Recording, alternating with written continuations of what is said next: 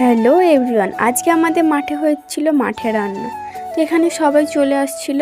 তারপর আমাদেরও এখানে মাঠে রান্না করার জন্য একটা উনুন খুলে নেওয়া হয়েছিল আর এর মধ্যে এখন হবে পায়েস। তাই জন্য হাঁড়িটা ধুয়ে জলটা গরম করতে দিয়ে দিয়েছিল।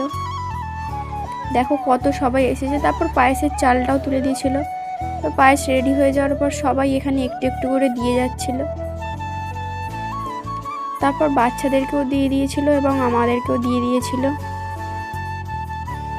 তারপর এখানে একটা নিয়ম আছে, যে সমস্ত প্যাকাটিগুলো আছে যেগুলো দিয়ে জাল দেওয়া হতো সেইগুলোকে বাড়ি নিয়ে যাওয়া যাবে না, এখানেই পুড়িয়ে দিয়ে যেতে হবে।